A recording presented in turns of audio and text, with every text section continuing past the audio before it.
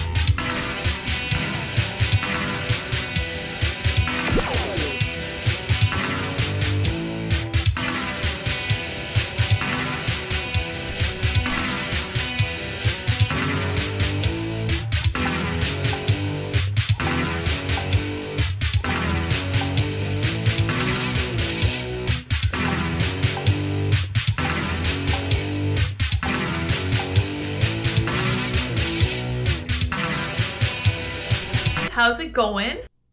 Good news, everyone. We've got another very special episode of Trad Queen Story Hour with Sour Patch Lids, and I'm your special guest host, Mr. Patch, Andy Leiterman. This is Dot. And have they seen They've much met of Dot? Yeah, and they follow her, I'm sure, over on Instagram at the Lighter Dips. At the Lighter Dips, Yeah. I'll put that in the live chat. We're streaming live right now at rumble.com/user/sourpatchlids/live, and we're streaming on twitter.com/sourpatchlids, and Here's Dot. and on YouTube, of course, Yes. youtube.com/sourpatchlids. Yeah. Correct.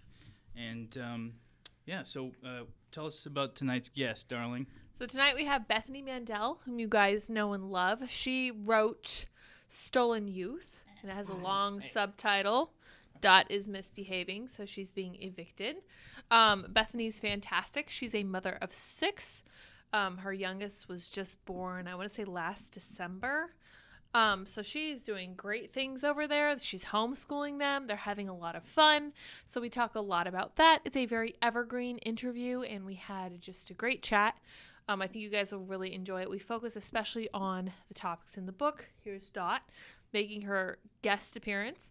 And yeah, you guys are going to love it. She's great. She's a lot of fun. I think partway through, we're able to hear her kids greeting their dad, which is a lot of fun too.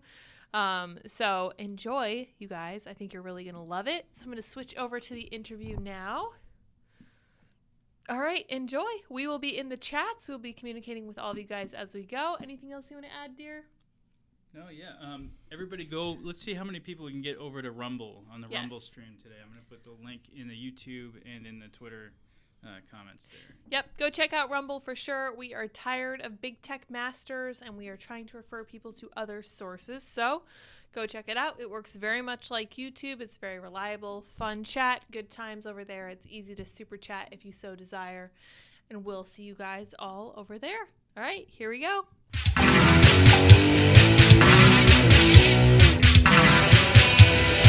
How's it going? Good evening, everyone. Thank you so much for joining me once again. I'm recording this with Bethany the night after I just gave my live stream version of current event stuff. Bethany Mandel is a stay-at-home mother of 6 and contributor to multiple different outlets. She just wrote a book with Carol Markowitz. Bethany, how are you doing? How is your book doing? I was really curious about that too. I think it's doing well. Awesome. Carol is much better about tracking it. She's like, yesterday we were number 4,000 and today we're number 888. Oh, and I'm like, that's great. that is great. I don't know. I have no idea what it is now, but it's doing well. It hit the bestseller lists. Nice. Our agent is very happy. Our publisher is very happy. People have told me that they saw people reading it in the airport, which is like my metric for success. Yes. I keep on checking the table at Costco to see if I'm there. I'm not yet. Soon. Soon, you know. That's The awesome. dream. I'm so Yeah. happy to hear that because the message that you guys were talking about that was so important. And not only that, you were coming from totally different perspectives, which I really valued. So Bethany, you homeschool all 6 of your kids, which is a Yeah. gargantuan, fun, blessing of a task. hard work, no. And then Carol sends all three of her little ones to various schools down there in Florida, which Yeah. I feel would be vastly better than them going to school somewhere like New York City where they previously were. So Yeah. that's an improvement too. But how Yeah. did you feel like your stance kind of contrasted with hers the most when you were writing this? So we kind of feel like what we are doing is the lazy way out. She thinks that sending her kids to school is the lazy, easy thing out. And I watch like all the stuff that she has to do, and I'm like, no, thank you. That looks way too difficult. I don't like ceding control. And the number of days that they have off, the number of things they have to do, and like, oh, there's a science project and a poster and a this and a that. And I'm like, if I'm going to be doing school with my kids, I would like to be doing it on my terms. Right. And like today we went on a hike up a mountain. Nice. Like we didn't do school today. We just hiked down a mountain. And I like having the flexibility to be able to do that, to be like, oh, it's 70 degrees and perfect. Let's go strawberry picking tomorrow. Nice. And we can. Very cool. I love that Yeah. kind of freedom too. And that's kind of what I hope to do actually after we have kids. Hopefully a bunch of kids will get lined up.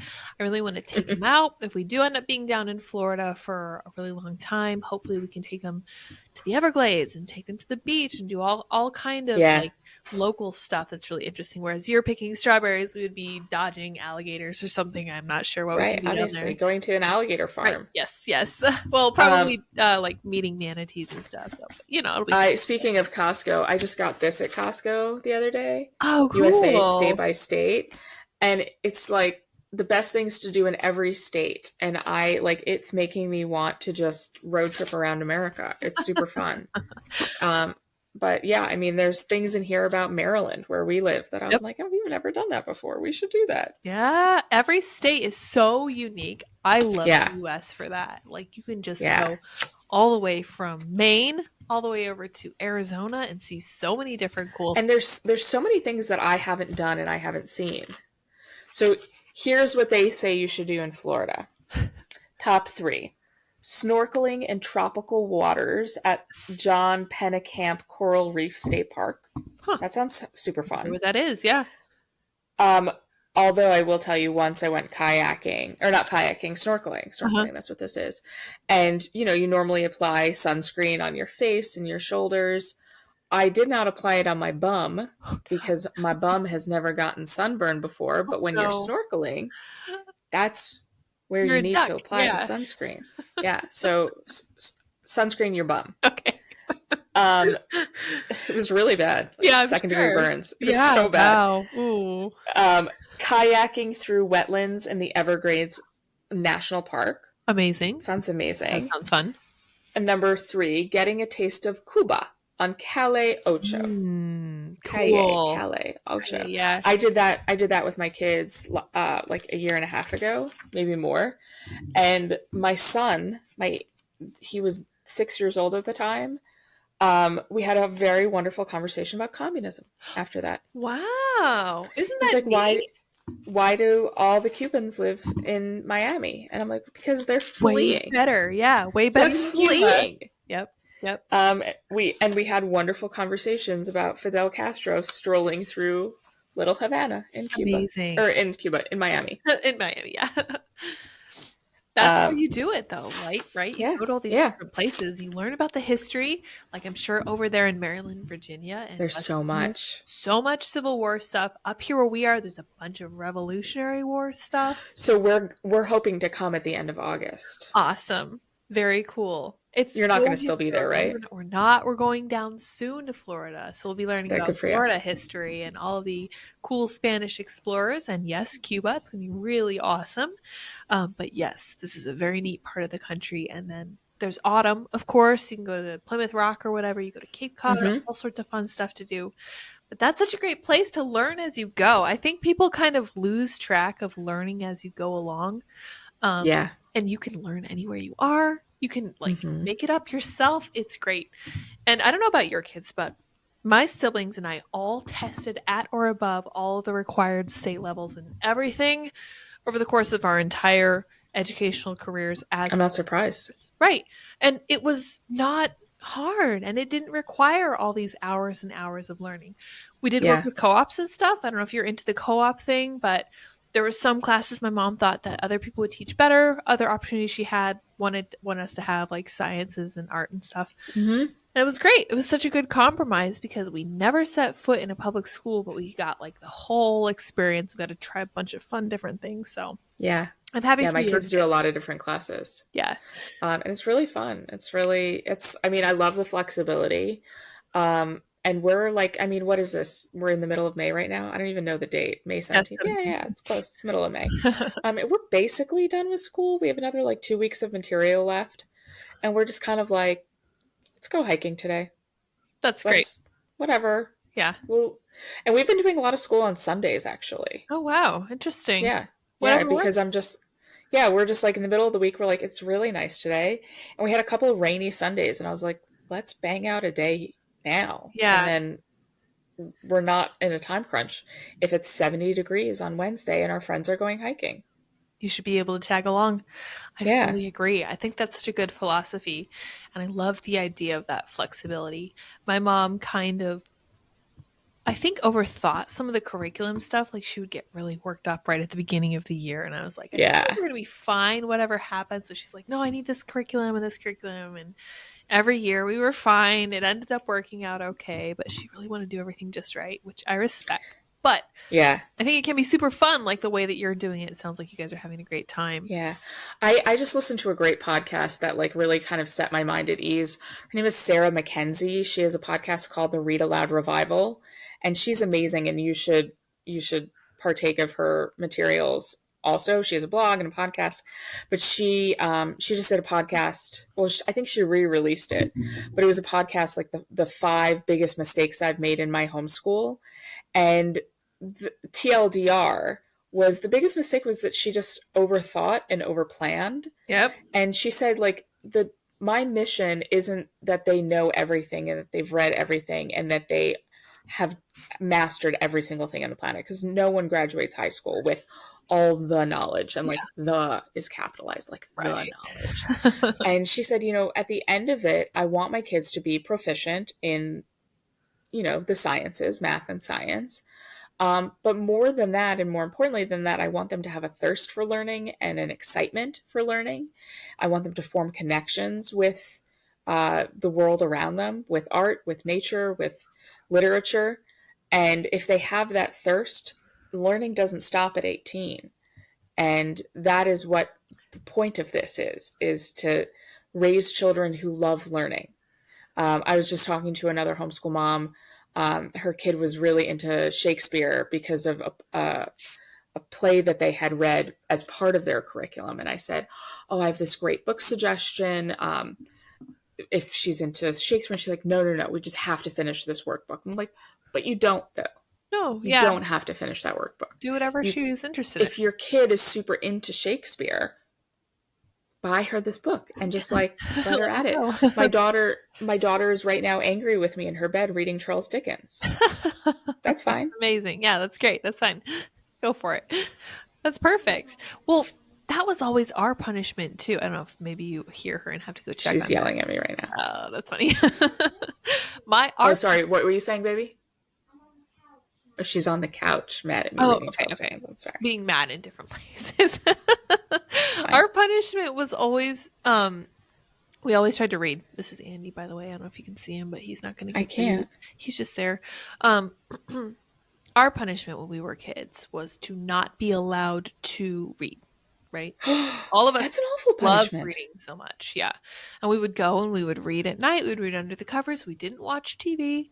And I know that you have kind of a similar policy with your kids where you have very tight, tight rules for what they can and can't watch, which I fully appreciate. Oh, that, yes. I was like, that strict on screens, not anymore. But yeah, no, what they can watch is very strict. Yeah, for sure. Well, we see this like every single day. Like I keep hearing the Daily Wire hosts talk about new shows that are being super ridiculous with the pronouns and all this other stupid woke stuff. And I'm just like, someone should write a book about that. I know, right? There you go. That was called Stolen Youth. Yeah, exactly. Available on Amazon. Did you guys publish through Daily Wire? We did. Awesome. Okay, that's probably why they're talking about it, because you put this idea in their minds. Now they're paying attention Maybe. to it. Maybe. That's great. I mean, they bought our book because they think this is of vital importance, and they're correct. Yeah. Yeah. But no, I mean, this is the issue with modern children's media, is that they have an agenda. Right. And it's not appealing to screen all of that content. Right. And so we just don't. My boys are sort of into playing Mario Kart on their Switch whenever they're allowed to have screen time. They don't really want to watch anything. And when they do watch stuff, like my daughter is really into cooking shows. Nice. What is the Netflix show you watch, honey?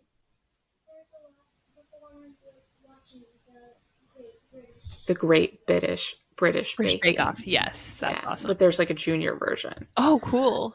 Yeah, it's really cute. It's like much more like gentle. That's awesome. Like, it's not like Sam. What is his name? Gordon Ramsay. Oh yeah. What is your face? You stupid sandwich. He doesn't do that. Good. They don't do that on the junior version. Nice. But we just finished watching Next Level Chef, because I was friendly with one of the contestants, Shay Spence, was on the show, and so we watched that season that he was on. It was really fun, and it was interesting because season one of the contestants kept on making like references that were like inappropriate, comparing food to experiences that whatever, you know what I'm saying? Because I apparently am within earshot of my child. But and it was annoying because I was like, this is unnecessary. Like, right. Please stop. Right. This season was much more family friendly, and if any producers for food television watch your show, like, keep it PG, y'all. Yeah. Like, it's universal content, and all my kids are interested. My daughter loves watching it. My son loves cooking and baking. Like, why? There's no reason for this not to be like the most child friendly, of course, programming possible. In fact, to make it not child friendly, it has to require like this willingness to embrace all that stuff, which you don't want. Yeah, and it was just like, it was really annoying when we were watching it, and like it went mostly over her head, but it was just like, this is gratuitous and trashy. Stop. Yeah. That is so frustrating, to take a topic like that should be so accessible. Food. Right. Seriously. To everyone. Everyone eats. Everyone should know how to cook. I constantly say that. Like, everyone makes clothes dirty. Everyone should know how to wash their laundry, right? Same goes for cooking and for baking too, although baking's a little bit more of an art. But it's like, maybe make that accessible to everyone, and then you could expand your audience and get more views and likes. Yeah, make it family friendly. Right. And to their credit, this season was super family friendly. Good. Family friendly. Good. But I hope it is in the future. They just renewed it for 2 more seasons, so I hope that it remains family friendly. Awesome. That would be perfect. Yeah, I hadn't even thought about that. But yes, food stuff would be perfect for kids, but I don't even know how we're going to handle that. I feel like we're raising the kids that are going to be fighting some of the biggest battles going forward. Does that ever intimidate you? Not really, just because parenting starts very easy. Right. There's like a real on-ramp. And for the first year, you're just like, I'm just trying to keep you, I mean, not really the year, like the first 3 years. Like, I'm just trying to keep you alive. Yes. You're trying very hard to prevent that. Right. I'm trying very hard to keep you alive. And then the conversations start getting deeper little by little. Do you know what you're having, a boy or a girl? We don't, and we're not going to find out. Ooh, I could never do that. Yeah. We're trying. I tried. I couldn't do it. No. For our 5th, we had 2 boys and 2 girls. And so, like, truly did not care one way or the other. Right. And the name that we had chosen could go, like, we had a name chosen for a boy or a girl. Smart. And they were very similar, and it could go either way. Like, That's whatever. awesome. We had no reason to find out. And yet, I couldn't not. Have to know. You have to know. I had to know. I had to know. And I find that it helps me, because I'm so miserable pregnant, that it helps me bond with the person inside of me, and not just like, well, not just a blob. It's a person. I just like hate it. Like, this parasite making me miserable. I'm like, that's my son in there. I'm thinking about like having a little boy and thinking about his name and thinking about and it like really helps me personify them Yes. and not hate them. So I know it is I'm so miserable. times. I've been super lucky so far. Like I haven't really felt sick or anything, but That's now amazing. I'm getting shortness of breath and I'm like, oh, it's only gonna get worse. I know. And in You're different ways. 17 weeks, you said? Yeah.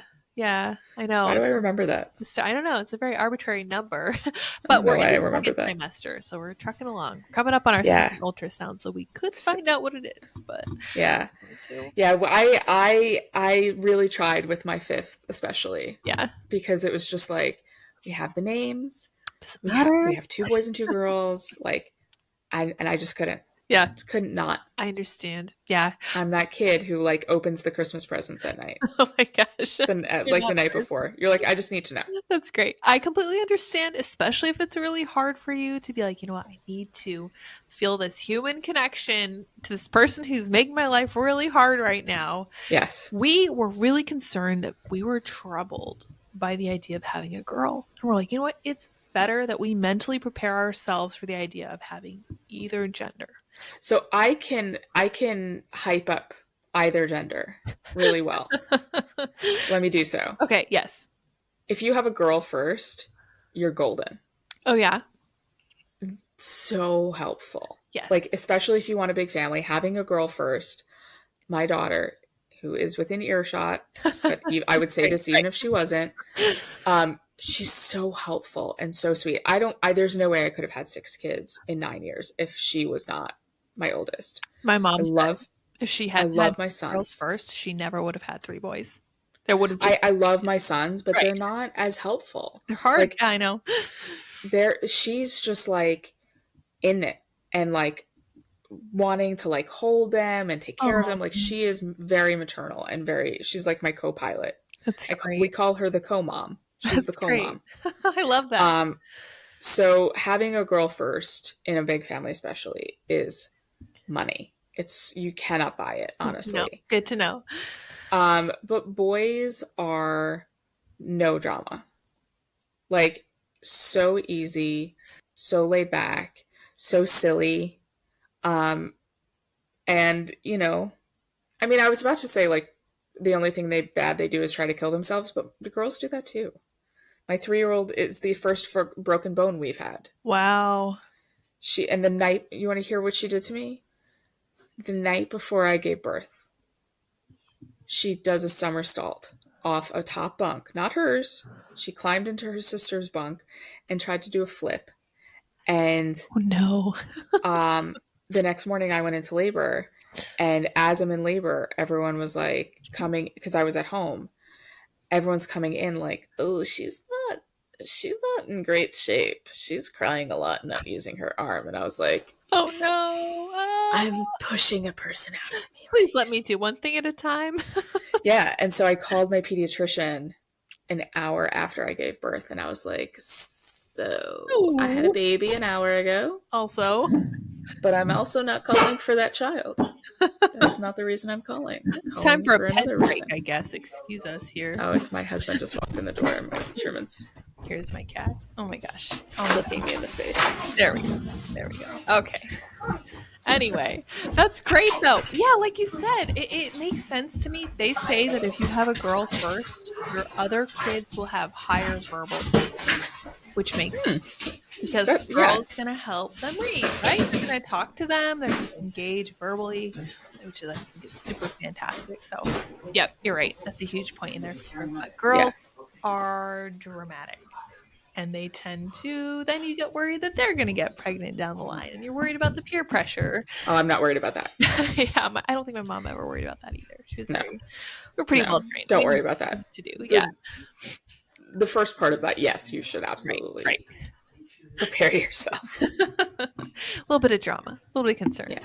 But yeah, for sure. But yeah, that's a great point for them. And then yes, I think like Andy is so bouncy. I'm sure that he cost his mom many sleepless nights and all this other stuff. So my kids are all running downstairs. They had been all hiding in their rooms, and my husband just got home, and so they're all time to party. It's what time is it? It is 9 o'clock. Yep, we're chilling. we're chilling. We're having a super low key evening, just chatting. But yeah, we're super excited either way. Like, I personally think that kids are a huge blessing. Like, I'm super pro life. I'm really excited to see all this pro life good stuff happening.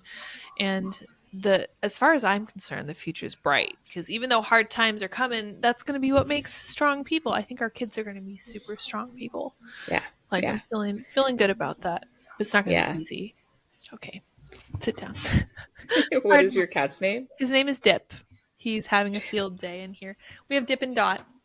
They're our cute. cat and dog.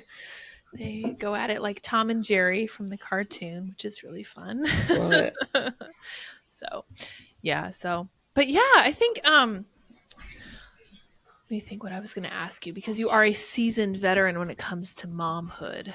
What has been the biggest challenge from like cultural stuff for your kids so far? So thank God. I mean, really, honestly, it's mostly been annoyances. The shielding them from climate change, fanaticism and hysteria has been annoying, but manageable because we homeschool. Right. COVID was infuriating, and that was sort of an extension of all of this political stuff because it was so politicized.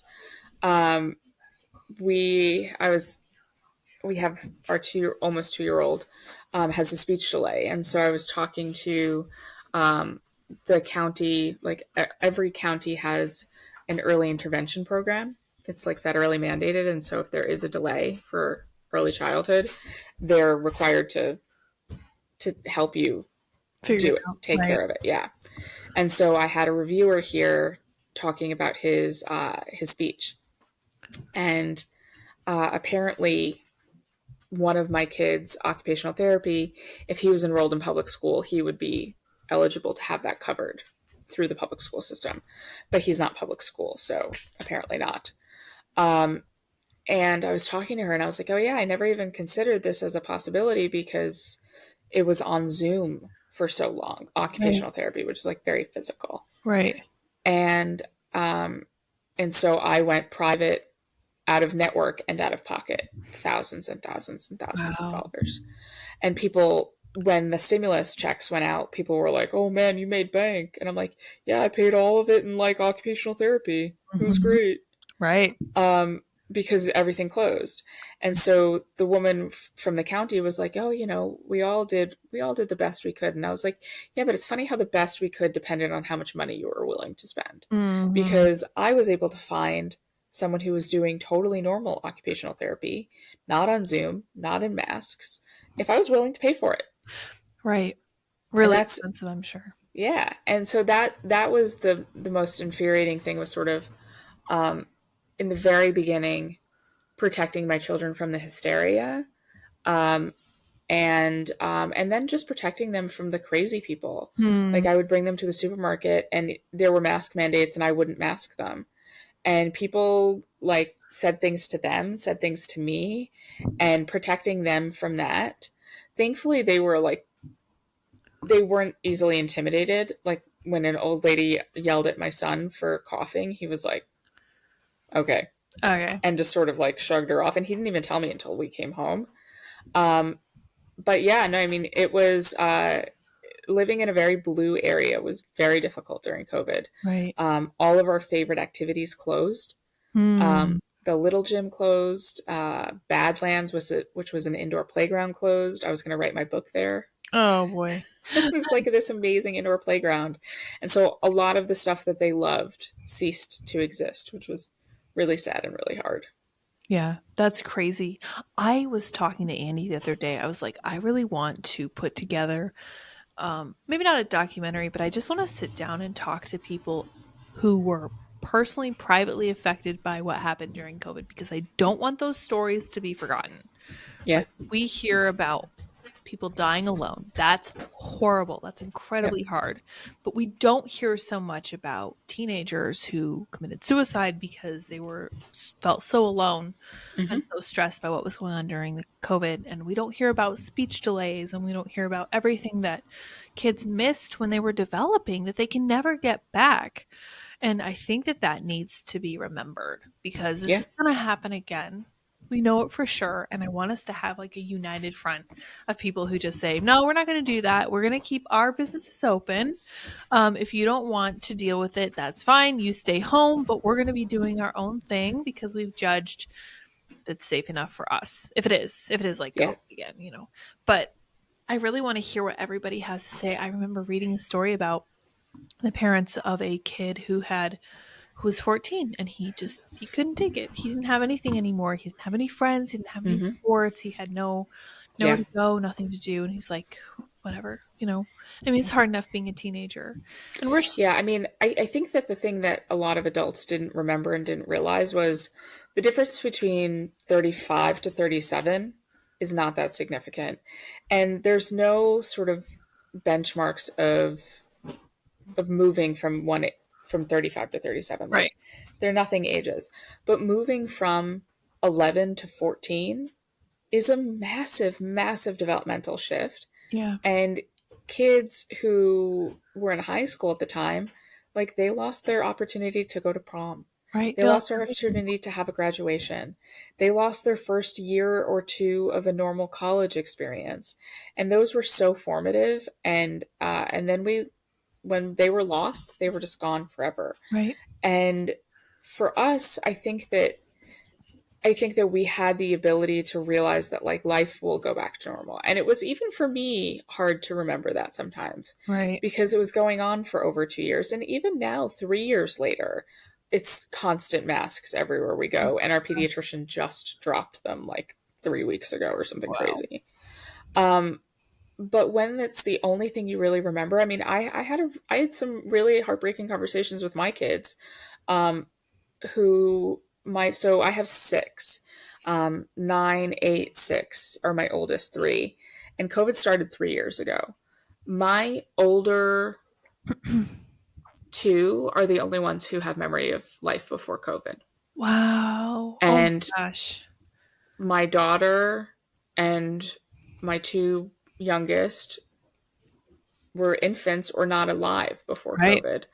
COVID. We just went to a play at like a local, community theater, and they do like midday plays like once a month, and they sell the tickets to local schools, and then anything extra they'll sell to homeschoolers. Oh, awesome. And so it's fun. So we went to see Peter and the Wolf like Tuesday at 10 a.m. or something. And it's something that we do very frequently. We go to the Kennedy Center. We go like here and there, although we haven't been to the Kennedy Center in years. Right. And I just bought a whole bunch of tickets for the fall. And I asked my kids, do you remember when we went to the Kennedy Center? And only the oldest 2 remembered going to the Kennedy Center, which was sad. But anyway, we do these things all the time is the point of my story. And it was sort of a last minute decision, like, let's go. And so I'm sitting there with 3 of my kids, and the woman who's running the show said, welcome to XYZ schools. And there was hundreds of kids in the auditorium. And she said, how many of you, is this your first field trip? And almost every single kid said yes. Wow. And they're in like 2nd, 3rd grade. Wow. But in 3rd grade, you were in kindergarten when COVID started. Yep. Wow. So how many memories did they miss out on making? Because yeah. I couldn't. mean, it was really sad. I was sitting next to my daughter, who is also in 3rd grade, and she looked at me like, the hell? Right. They've never had a field trip. She's like, this is just a normal Tuesday morning for us. We're like, right. Oh, you want to go to a play? Yeah, sure. Like, we were living completely normally, almost from the start. Mm-hmm. We had like a janky spring. We were a little more careful in the fall. Right. Like around Thanksgiving of 2020. And then Christmas we spent in Colonial Williamsburg. Right. And it was annoying, and we had to wear masks inside, but it was a really nice trip. We went to Florida in fall of 2020, or I'm not fall, winter of 2020. So we went to Colonial Williamsburg in Florida. And then in April of 2021, we went to Utah to this like big Passover program. Nice. I mean, we never stopped traveling. We never stopped doing things. And these kids didn't have that experience. That's really irreversible and very heartbreaking. Right. I don't think we're going to stop seeing the fallout from this probably for like 50 years. Ever. I was Yeah. saying 50 years, but it's going to affect the way they raise their kids, which is awful and unfair too. Like, and people blame this on COVID, and I'm like, no, this is not COVID. Germs didn't lock the doors on these Yep. things, right? It It's was how we people. responded. Right, 100%. And Yep. especially the blue states just literally have, some of them have blood on their hands, whether Yes. it's from old people that they chose to put patients in with, or, Yep. you know, kids whose lives Or are damaged. giving these vaccines that they said were life-saving, Mm-hmm. prioritizing teachers who wouldn't go back to work before nursing home residents. Right. That's Right. crazy. Yep. And it I will say, and I know I'm kind of treading on dicey territory here, but I'm not even concerned about YouTube at this point because we're also live streaming on Rumble, which is fun, and I prefer infinitely. One of the things that always bothered me, because I worked with old people for the first 10 years of my career, it always deeply troubled me that we didn't give old people the option to be like, you know what? I don't care about this. I feel like I only have probably 5 years left anyway. Let my family come see me. I don't care what happens. Like, either divide the nursing home in half or send them to another facility Yep. where they can just do their own thing and live their own natural lives and not be forced to, for example, die alone.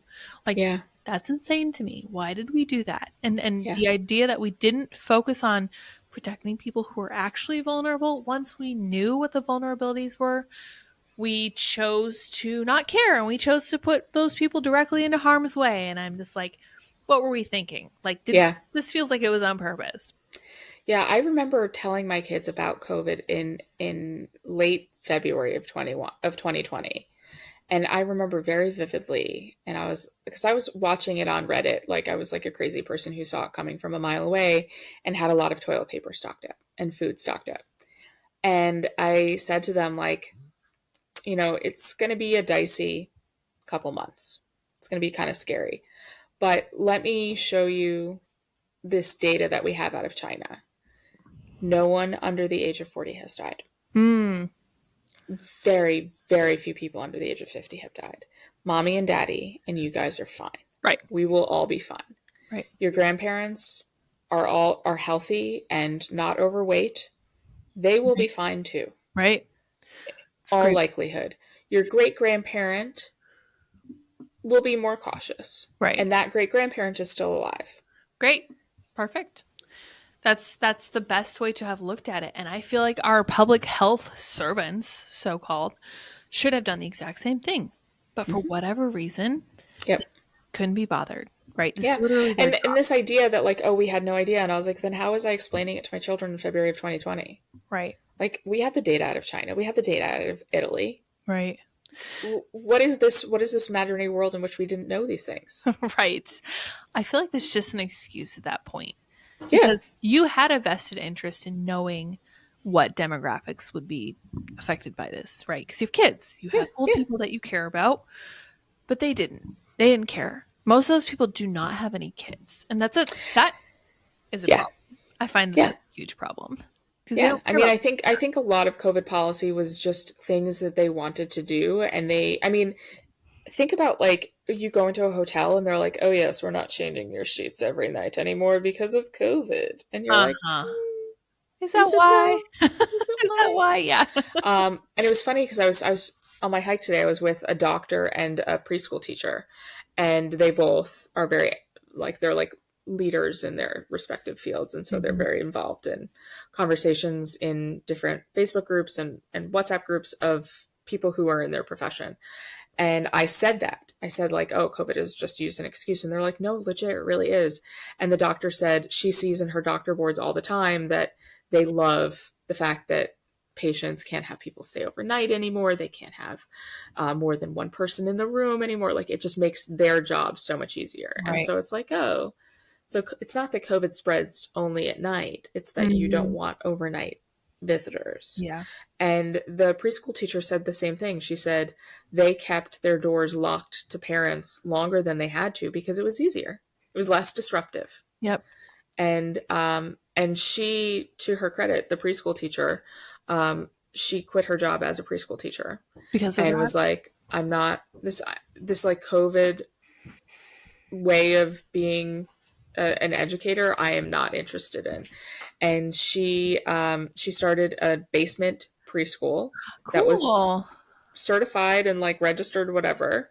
And my kids, it's like it's very part time. My 3-year-old and my 6-year-old have been doing it for the last 2 years, How and it's like fun. 12 hours a week. That's And great. they go and do arts and crafts, which I hate.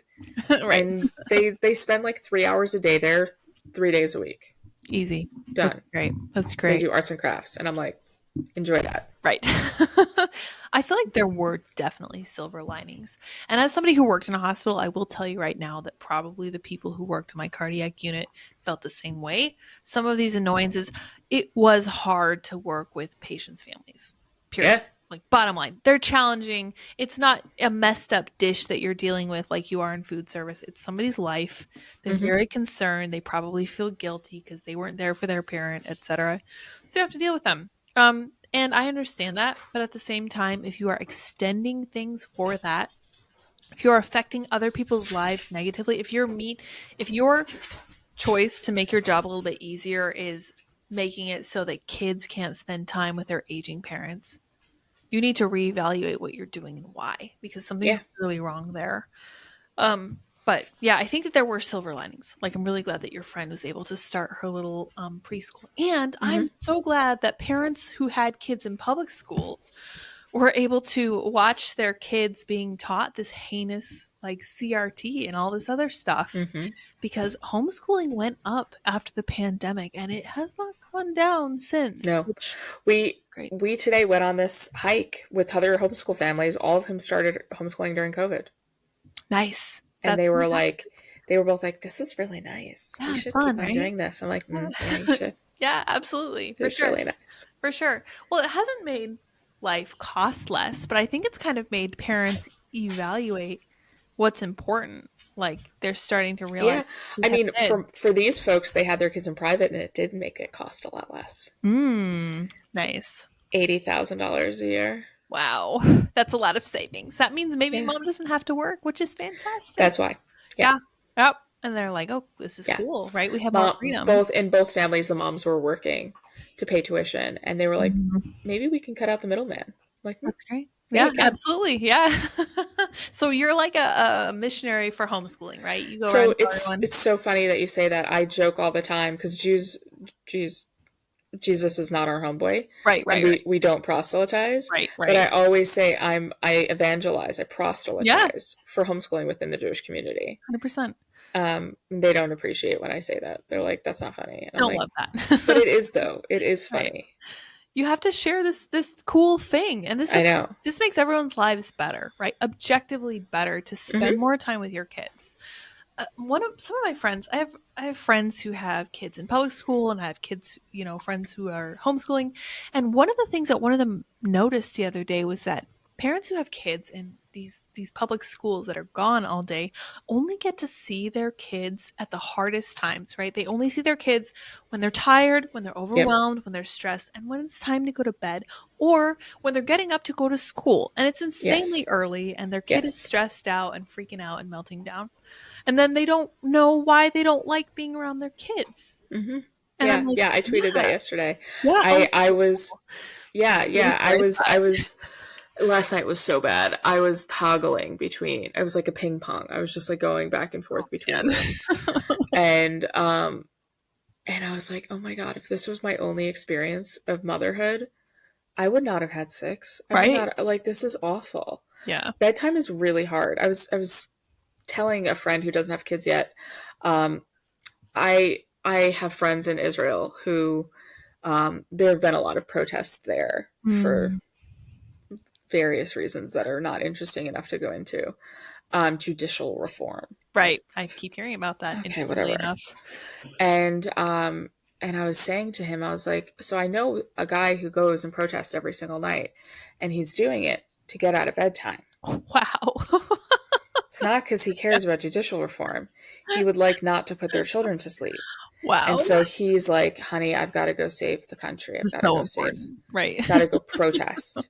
And his wife is like, okay, I guess I'll do this again alone. Oh man. And I was saying this to him, and he was laughing, and he was like, "Oh, he doesn't want to tuck his kids in." I'm like, "Bless your heart if you think that's what Yeah, bedtime that's is. not what that is. Tucking the kid in.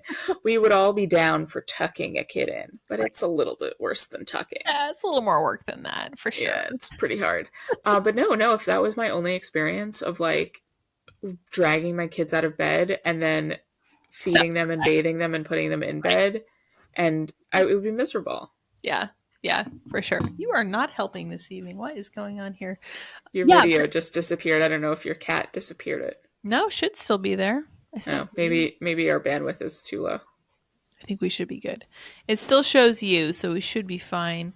Dip is eating my African violet. Okay, you do that, bro. Yeah, I was thinking the other day, I complain about this as someone who doesn't have kids because it's just something I've observed. And I think you're welcome. I think you should be free to observe even if you don't have kids. But I notice that people have kids and then they immediately stuff them into some form of childcare and they don't really spend time with them. And then they send them off to a government school. And then when they're not at school, they give them a tablet to play with. And they don't want to spend time with them and they don't want to do anything with them. And I'm like, why did you have kids? Like, that's so crushing. Like, how does your kid have to feel looking at you and being like, my parent doesn't want to spend time with me. They don't think what I have to say is interesting. Or conversely, they remove all obstacles from their child's life so that their kid has to worry about nothing. They cater to no one except themselves. I was reading Baby Wise the other day, and the first chapter. Oof. Oh, I know. The first chapter I thought was super, super interesting. I haven't gotten much more into it, and I haven't read enough of these to fully form my own opinions. I'm trying to get through all of them. I hate Baby Wise. The first chapter talks about how important a strong marriage is to making a well-rounded child. And I thought that first chapter was kind of what hooked me because it cost like $3 at the used store. And I was like, yes, I want this just for my collection. I'm going to try to get the full spectrum of all the different ideas because I don't know. But I was like, this seems like the way my parents started to work on raising their kids because it was always the family's a team. You're a team member. You're really important. What you do matters. We're going to give you chores to do. Like my chore, I tell everyone, was to refill the soap dispensers in our house. My mom told me that I was super good at that, and I was very proud of that. It was very important to me. And they had a lot of things like that where they're like, okay, well, if you want to earn a little extra money, you can do this and this. Your daily chore will be this. Your laundry day is this. You know, we're going to spend 15 minutes in the kitchen on Sunday to clean it all up.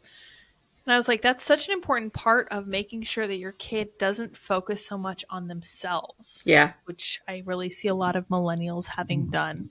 It's like their parents chose to put them at the center of the world. So then when they grow up, they're like, oh, yeah, I am at the center of the world. Oh, I'm not? Okay, well, I don't want to be in a relationship. Bye. So, yeah, at least the first chapter in here was great. I'm not sure, obviously, what the rest of it's going to look like. But I haven't had 6 kids to practice on. So what did you find most useful? I mean, every kid is unique. So I've practiced on 6 children, but all of them have been very different. 6 different kids, right? Yes. You know, my favorite sort of parenting person actually didn't have kids. Charlotte Mason. She, yeah. My mom liked her a lot. Philosophy, yeah. And her thing is children are born persons. They are born as people. Yep. Then you just have to get to know them, and that's very humbling. I try not to read parenting books because no one can tell you how to raise your own child. Like it's really like an instinctual thing, and I think people get too in their heads about it. And you are the only person who knows how to raise your child, and every single child is different. Right. I like Leonard Sachs. SAX. Oh, interesting. The Collapse of Parenting I thought was really good. And just on sleep alone, I like Weissbluth. Happy babies, healthy sleep, something, I don't know. Okay. Something along those lines. Weissbluth is his name. And that was really interesting to me just on the science of sleep. The importance of baby sleep. I think that's like a key to early parenthood is understanding. Right. And taking care of babies is like the Instagram equivalent of Weissbluth. Okay. She talks a lot about this stuff, but like understanding like how to put babies to sleep and they're recognizing how long they should be awake and what their sleepy signals are, like all of those things are incredibly important to like not wanting to kill yourself with a baby. Right. Sleep is the magic key Yeah. to all of it. That's what I'm most concerned about, probably. I do not do well with little sleep. So I'm like, we might need a night nurse. I don't know what to So do. we weren't either. Right. We were also really, really stressed about it. I will say that your body adjusts. And we co-sleep and breastfeed, and that is and people are like, oh, like you're a glutton for punishment. I'm like, no, not really. Right. Like it obviously works for you. Yeah, and like you don't have to get out of bed. You just sort of roll over, pull up your shirt. Yep. And because they are like so close to you, you feel them only kind of waking up, and you can get them right back to sleep. And so they don't get fully woken up and fully worked up. You don't get fully woken up and get worked up. Right. And so it's like really like you kind of you don't totally wake up when they're waking up. And so it helps you keep a lot more rested. Right. If you have that baby in your bed with you and you're able to breastfeed. And like we've had to do formula a few times. My oldest son, who's my second, we had to do formula with him a little bit. My third loved formula. He hated breastfeeding. And my sixth was really, really big. And so when he was born, I just wasn't making enough yet. Right. And so we had to give him formula for the first like 2 weeks or so. And it's so much more annoying. I hate formula. A lot of work. Yeah, because you have to like make the bottle, and it was annoying to do it. I will say combo feeding was nice with my third, who hated nursing. I combo fed him until he was 1 year old. And that was really nice because then I could actually leave him. Right. And I can't do that with any of my other children. Right. That seems really helpful.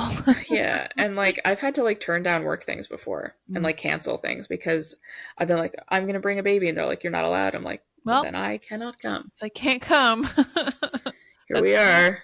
Yeah. We are attached. Yeah. The kids got to eat. Unfortunately, that is a thing that happens. Yeah. And they wouldn't take bottles. And so it is what it is. It's okay. It's just a short-ish phase in their life. And it's very important for bonding and all that other stuff. So yeah. I mean, I don't know. Yeah. I'm not very hippie about breastfeeding. Right. I'm like the path of least resistance on pretty much everything. Never works. And I just find breastfeeding to be a lot easier. I mean, once you get over the hump, you're gonna like replay this conversation when you're like 3 weeks postpartum, and you're like, I can't figure this out. But how can she say this is easier? It's not easier 3 weeks. It is easier 3 months. If you can like power through, then it's easier. Right.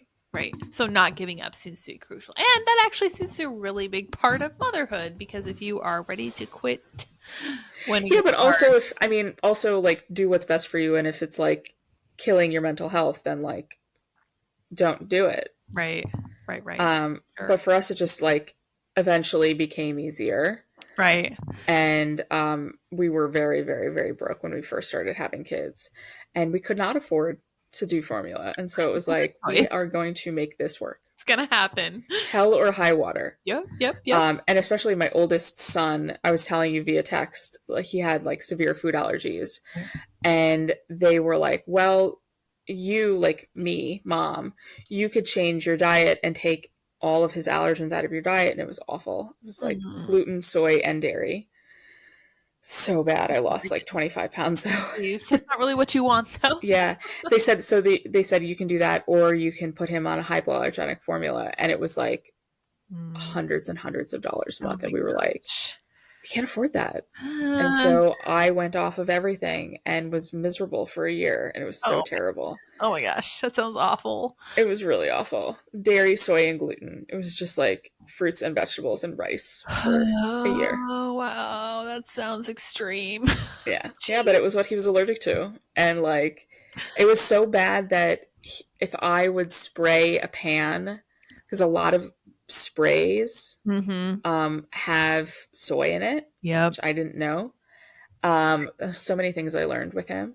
If I sprayed a pan with Pam that had soy in it and made gluten-free pancakes and then I ate the pancakes, he would start vomiting. Oh no, poor little guy. That minuscule amount of soy sprayed on a pan on a pancake that I ingested and then went through my breast milk, that made him vomit. Oh my gosh.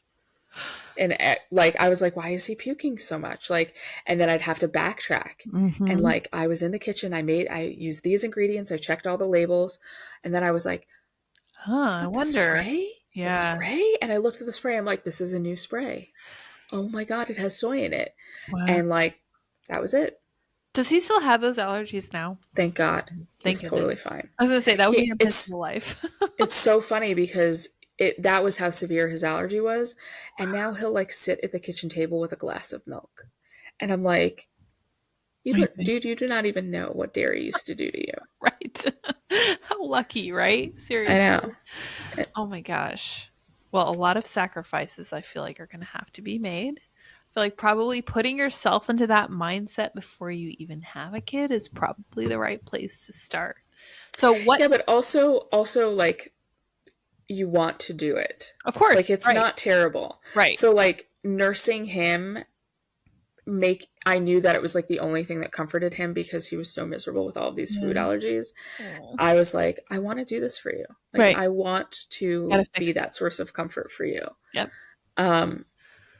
It's not terrible. Right. You're like giving things up, but you know. I feel like it's got to put it into perspective for you. Yeah, you're giving stuff up, but if you don't, your kid's really going to suffer. Like really physically. That's awful, which is not something you want to see. Like it just breaks your heart. So yeah, it was the best diet I have ever been on, because every other diet I'm like, well, I can sneak this, and now you're like, you can't do that. You're like, I can't sneak this like chocolate thing because I'm gonna make my kid puke. I'm a fucking monster. I'm not a monster, right? Doesn't matter how good it tastes. So bad. Every other diet I've cheated on my entire life except the kid diet. I don't want to say his name, but this diet, I was like, someone else depending on you. I can't betray you. Right. Well, you can't make your kid throw up. That's just not okay, right? No. Maybe I could go on that diet again though. And lose another 25 pounds. I don't know. You might then just be like, oh, I can just sneak a little bit. That's why I don't go on diets. I know it's so not. I'm like, a little bit of chocolate, a little bit of ice cream. Yep. Nobody's keeping track. Nobody's gonna throw up if I do this. Exactly. That's great. Well, I see that I'm gonna have to rearrange my entire mental structure, but it will be worth it in the end. So it's always worth it. They're very cute. Are you familiar with the C.S. Lewis quote where he says that, I forget exactly what it was, I'm going to butcher it, but he says motherhood is like the highest calling. Every single other calling goes to serve that calling. I think that's such an interesting quote because I think it's true. Like, who cares what else happens in society if you're not shaping hearts and minds for the next generation? Nothing else matters. And that's how I feel also. Like, it's been a nice shift for me professionally because I've just basically been covering sort of cultural topics from a parenting perspective. That's perfect. Because I'm like, I don't care about the Durham report. Right. You don't have to. I don't. Yeah, and I don't have to. And so I'm just like, someone asked me the other, like on a work thing, they were like, oh, well, we'll talk about this. We'll talk about this. And I was like, no. Maybe you will. Not really interested. I haven't really followed. Like, I know the basic, broad strokes. Right. But I just like the blow by blow. I don't care. And so I feel like that makes me a better commentator because I'm just an average American. Right. That's true too. Like I'm just like that. I only care about the things that I care about. And a lot of the media ecosystem get really worked up about things that you're like, just like wait 2 days and then you'll all forget about that. And I'm already there. I've already forgotten about it. Right. That seems like the perfect place to be though, because then you're only talking about things that you actually really care about. So you be fully genuine and share your actual views on it and not worry about anything else. That sounds perfect. That sounds fantastic. So doesn't make me a great guest though, because I'm like, oh, I don't care about it. We enjoy. I don't care about immigration. Like, sure, I do. I mean, like in general terms, but like, Doesn't keep me up at night. So you must not worry too much about like the implications of this other stuff then. Just kind of I don't. I just like. I'm too tired to worry about most things. Honestly, It's fair. I just like. I think it'll all work out, and if it doesn't, like the debt ceiling, for example, I was just driving on this hike today, so I was like an hour in the car both ways, and I'm listening to the classical station, which is an NPR station, so I'm getting like the news alerts from NPR, and so I have this like window into NPR life. I listen to NPR, and they like sound so dramatic about the debt ceiling. Yeah. We could run out of cash, and my kids are in the back, and one of my kids was like, "Are we really?" I'm like, "No, Don't worry about it. It's NPR. don't worry about it. I'll figure it out." And he's like, "But they sound really worried on the radio." They were so worried about everything. We'll figure it out. It's NPR. It's all fine. But they like really kind of get you amped, and it all works out. It does. That's a good point. I think it's an Elton John quote that's one of my favorites that I use to power through a lot of tough times. It's very silly and it sounds trite when you use it outside of the situations, but the quote is, "It'll be okay in the end. If it's not okay, it's not the end." And I'm like, oh yeah, that checks out, because it's all going to resolve itself one way or the other. Like when you're worried about money or all this other stuff, sounds like you guys had super money worries when you were first starting out, and they've resolved themselves too. Like you're to a point where you can take your kids on hike in the middle of the day, and that's a great place to be. So I feel like if we can try to focus on that instead of like, oh my gosh, my kids are going to grow up in a hellscape. It's going to be horrible. They're going to live through the apocalypse. Yeah, don't do that. Don't do that. Not going to work. It's just not. Don't do that. It's and that's the gift of parenthood also, is that it gives you perspective, right? Because it makes you really like hyper focus on like, as long as this is okay, everything else is just noise. Yeah, what's it supposed to be, right? Yeah. And you can and should get really mad about like individual outrages, right? So I don't really care about the Durham report so much, and I don't really care about like immigration as like a general issue so much, but like individual migrants dragging 8-year-olds through the desert, super care. Super duper care. The incident on the New York City subway where this guy is being tried for murder, like super duper care about that individual Marine, but also about the societal implications of like, oh, this teaches people to never intervene when there's a psychotic violent man threatening people with death on public transit. So I care a lot more about these individual stories, and but like the debt ceiling, I don't really care. Not so much. Yeah. I don't really care. That's so great. That's what I'm telling people constantly. I'm like, look, if you focus on the federal level, you will never stop being overwhelmed and outraged constantly. But and it's pointless. You can't do anything. Right. Exactly. So I honestly, I feel like the news organizations want you to focus on those big picture things, because that makes you mad. It keeps you engaged. You feel like nothing's happening because it's not, and there's nothing you can do. So what I've been telling people is like, okay, if you have the option to be involved in your school board, we never went to a Christian school, but I remember one of my earliest memories was my mom leaving us with our dad so that she could go to the board meeting for a Christian school that was near us. She was involved with the community even though she didn't have kids in the school. I was like, I feel like that's exactly what you're supposed to do, whether you have kids in there or not. Like my parents were. Yeah, I mean, that was a gift of COVID to me, was learning who my county council members were. Right. And them learning who I was. I'm sure they did. They all know who I am now. Sure, they do. I walked up to vote and they were all like politicking outside, and they were all like, oh, it's Bethany Mandel. Oh, Bethany. Here she is. I'm like, and speaking of like, you'll be fine. My oldest daughter was like, oh, there's Evan Glass. And I was like, my daughter knows who that county council member is. Great. And she like, we were talking to him, and it was funny because my daughter was like, you were among she said this to the county council member. She's 8 years old at the time. She's like, you're not the worst one. Oh, wow. She was like, you know who's terrible? And she like starts like listing the names of her like least favorite county council members. And Wow. I was like, Oh my goodness. What have I done? I mean, she's right. She Yeah. listed all the worst ones. That's funny. She's like, you know who's terrible? Will Jawando. And I'm like, fact. Yeah, that's correct. That is true. That is true. She's like, Gabe Albornoz isn't terrible. You're not terrible. But Hans Reamer, he's awful. And I was Wow. like, yeah, she's right. She Is is this right. from listening to you or from going to the Yeah. meeting with you? Yeah, she would watch the meetings and listen to the testimony and watched me do testimony once. And it was frustrating because she cared a lot and she really wanted to testify also. But because I'm a public figure, I would have had to say like her name, Mandel. Right. And I just people No. would have put it together and I didn't want it. I don't want her to be a public person. Right. And I don't want to use her in that way.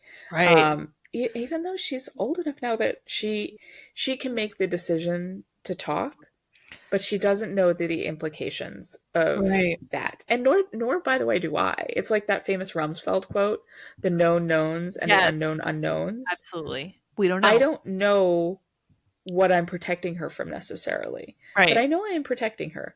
I know that in 15 years I would like her to not be associated with me if she doesn't want to be. That's fair. Right. Like, you know, you never know. You just never know. Yeah, absolutely. That is definitely in the realm of unknown unknowns, especially with AI and stuff. Mm-hmm. Ooh, I would way rather Yeah. have. And not- it's funny, like I've never posted a picture of their face on the internet. And I didn't know 10 years ago when I had her, like we didn't know what AI was. We didn't know what any of these things were. Right. And now like I follow this woman's account, and her basic shtick is children are not content.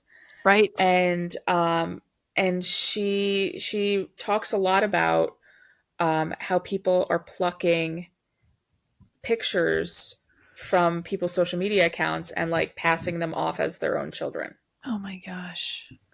And like there's so many things that are happening that like you just don't know. Yep. It's only going to get more intense in ways that we can't even picture yet. So, Yeah. Like- So anyway, TLDR, I didn't let her testify, but it was kind of a bummer because she really Yeah. wanted to.